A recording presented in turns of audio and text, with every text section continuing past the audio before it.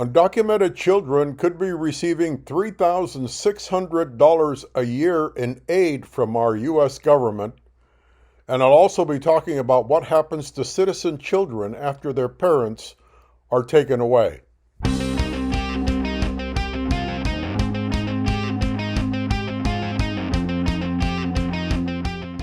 The measure of giving $3,600 to undocumented children could help millions of children living as undocumented in the United States since the requirement to have Social Security was removed to qualify for the child tax credit. Welcome to Radio Labio's English program, where I share the most interesting notes of the day that you may not have had time to catch up on. I'm Juan Andres. I podcast in English and Spanish to ensure that all Latinos can have access to our programs regardless of what language they speak. Thanks for listening. The law originally read, the child must have a Social Security number to be a qualifying child eligible for the Child Tax Credit, the CTC, or the Additional Child Tax Credit, ACTC. To be a qualifying child for the Child Tax Credit, the child must be a citizen, U.S. national, or U.S. resident alien, and must not have attained the age of 17 by the end of the tax year. Just recently, the House of Representatives gave the green light to the bipartisan infrastructure project of Joe Biden's administration, but the social plan is still pending. The one with which it's promised that the payments of the child tax credit will be extended, but that it also contains a portion that would help millions of undocumented children in the United States. No longer would a Social Security number be required. The idea is that if the Build Back Better project progresses as it is now, undocumented children with an ITIN, Individual Taxpayer Identification Number, could receive a payment of up to $3,600 annually. This achievement could come after the requirements to have a Social Security number in order to become eligible to receive child tax credit payments are finally lifted. If the plan is given the green light, millions of children who remain in the country without residence or citizenship papers could access these tax benefits, an important change that would help millions of families mired in poverty. These children are from families of mixed immigration status who will benefit greatly from having these benefits just like all other families. These physical changes could enter fully as soon as the measure is approved. However, it cannot be given as a fact, since the final drafting is still pending and therefore it can't be subjected to changes before it's finally approved, even though Nancy Pelosi has promised that hopefully by the end of this week or sometime next week, the House of Representatives is going to approve this measure. This project is part of the future payments of the child tax credit, the extended version of which began to be distributed as of July in monthly advance payments, and the last payment is scheduled for December 15th. Thanks to the new rules that were made more flexible by the COVID-19 pandemic, families with each child under 6 years old receive a total amount of $3,600, and those with children between 6 and 17 years old receive a total of $3,000.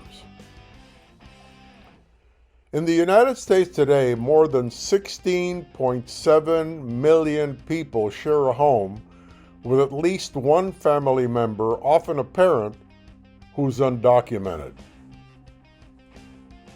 Roughly 6 million of these people are children under the age of 18. Consequently, immigration enforcement actions and the ever-present threat of enforcement action have significant physical, emotional, developmental, and economic repercussions for millions of children across the country. Deportations of parents and other family members have serious consequences that affect children, including U.S. citizen children, and extend to entire communities and the country as a whole, because these children attend schools and have access to children that are not mired in these circumstances.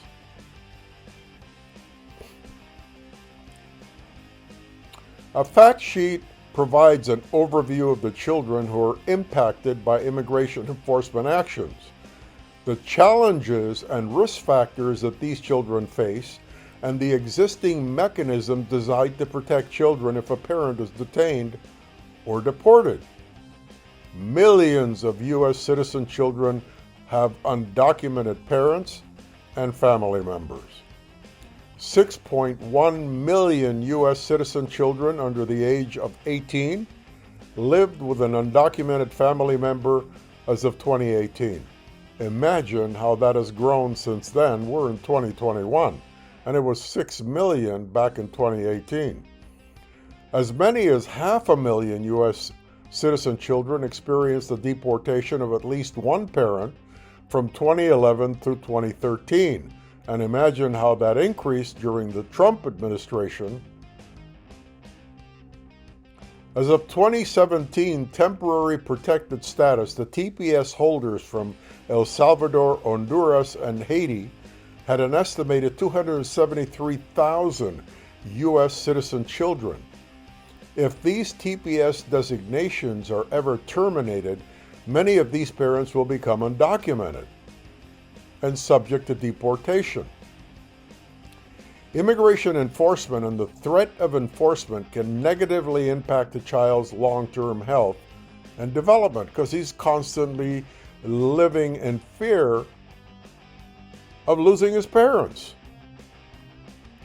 A child's risk of experiencing mental health problems like depression, anxiety, and severe psychological distress increases following the detention and/or deportation of a parent. Lately, doctors and service providers report having seen more children exhibiting stress and anxiety-related behavioral changes, including symptoms of toxic stress, due to fear that a family member will be deported. Children experience toxic stress when they're suddenly separated from their parents, which negatively impacts brain development. They're also at greater risk of developing chronic mental health conditions that include depression and PTSD, post-traumatic stress disorder, as well as physical conditions such as cancer, stroke, diabetes, and heart disease. This is pretty serious for little kids. PTSD, you know how serious that gets from returning veterans from our wars abroad. Some of them homeless because they can't deal with it. And having children go through PTSD, and not only that, but on top of that, develop cancer and stroke and diabetes and heart disease is heart-wrenching. And I know we have laws and they need to be adhered to, but God, we have to have compassion. And we have to figure out a way to help these children if and when a parent is deported, because during the Trump administration, if you remember, they would just raid the workplace, take the family member, put them on a plane, and get them out of here. And in some cases, the child will return home and not even know where his parent went. And that's exactly what this is talking about: PTSD, cancer, stroke, diabetes, and heart disease. There should be some method of softening the situation, not being so harsh. I mean, if these people were here for decades and they're working and they're not causing any problems, fine, we need to abide and we need to enforce the law. But why be so cruel? Why be so insensitive? Why damage future children that are going to be adults and are American citizens? They're going to be in our workforce. A 2010 study of immigration-related parental arrests found that the majority of children experienced at least 4 adverse behavioral changes in the 6 months following the raid or arrest. Compared to the previous 6 months, children cried or were afraid more often, changed their eating or sleeping habits, and or were more anxious, withdrawn, clingy, angry, or even aggressive to the point of bullying. A 2020 study found that the detention or deportation of a family member was associated with significantly higher rates of suicidal thought, alcohol use, and aggression among Latino adolescents. And I would venture to say that all those children that were left alone may even look around to gangs to make up that unity and family feeling they had and lost when their family members were deported. I again understand that we have laws and that they need to be enforced, but they can be enforced compassionately, avoiding complicating, because this just complicates the situation when things are done coldly and without any system of advising and nurturing the children.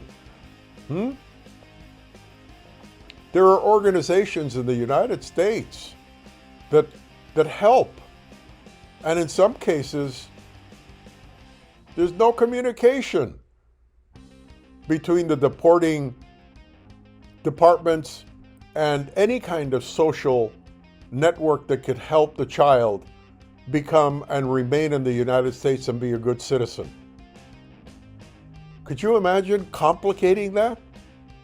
You deport the father, the family is peaceful and established, you have to comply with the law, but you're going to do it in a cruel, cold manner that upsets the child, and you risk that this child could become a detriment to society in the future, join a gang,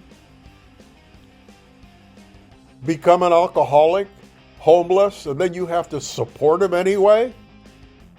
That's stupid. Stupid.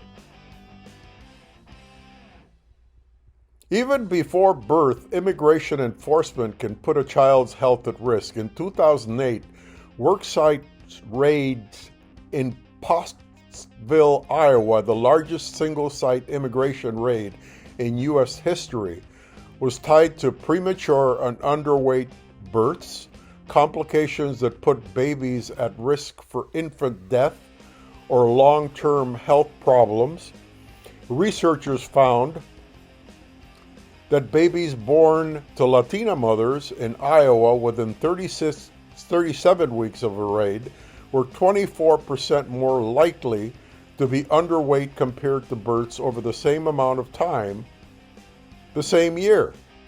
This increased risk was not evident in babies born to non-Latina white mothers who weren't exposed to these circumstances.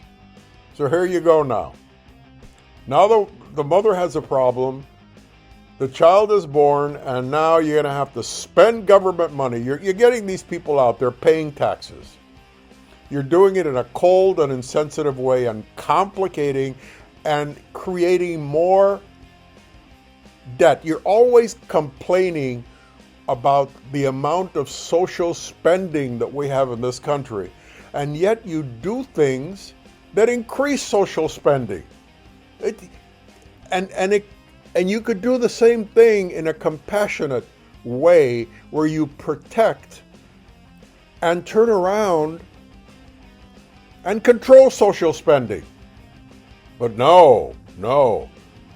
Being a politician and thumping your chest like a gorilla and exciting people even though you're hurting the country directly, because some of those people that are hurt could become our future criminals. Meanwhile, the mothers are going to have access to social services because of all these silly, incompassionate decisions that government makes sometimes. Children who reside in communities that partner with ICE or are the focus of ICE raids experience negative educational outcomes. There you go. Communities with local law enforcement agencies that choose to partner with ICE by entering into the 287G agreements experience a large displacement of Hispanic students as families choose to leave or avoid moving into those communities. A Stanford University study analyzing the effects of 287G agreements on public school enrollment found that when local communities entered into 287G agreements with ICE between 2005 and 2010, the number of Hispanic students decreased nearly 10% within 2 years. Good. Now we have uneducated people that are going to turn around and need welfare. Brilliant, Mr. Government.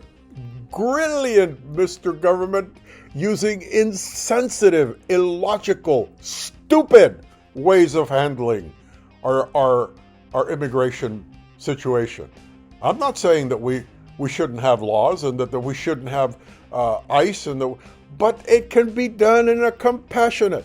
There are churches that could be involved. There are nonprofit agencies that could be involved in helping. There's so many things that could be done if there was a little bit of communication and a little bit of compassion instead of handling it in the insensitive way that has been done, especially during the Trump administration.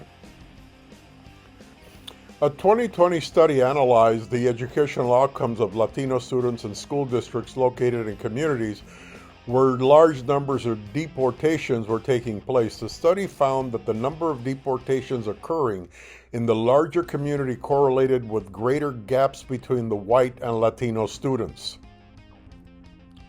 in terms of math achievement and chronic absenteeism. According to ICE's 2017 Detained Parents Directive, when LPR or U.S. citizen minor children are encountered during immigration enforcement, ICE agents should generally accommodate the parent or legal guardian's efforts to make child care arrangements before contacting local child welfare or law enforcement to take temporary custody of the children. If a parent is unable to arrange child care or custody prior to detention or deportation, the child may be taken to the state's child protection services for placement and case management. The child is usually placed in an emergency shelter, group home, or with a relative, friend, or stranger in a foster home, while custody is determined in family court. These are limited mechanisms to safeguard the parental rights of parents who are detained or deported.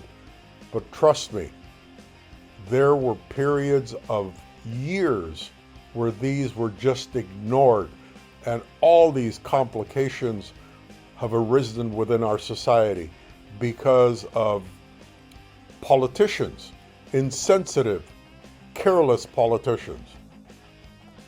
All parents have the right to receive a notification of custody proceedings affecting their children, attend such proceedings, and receive copies of the related court documents. Yet there are few enforceable permanent policies in place to protect these rights for parents who are detained or deported.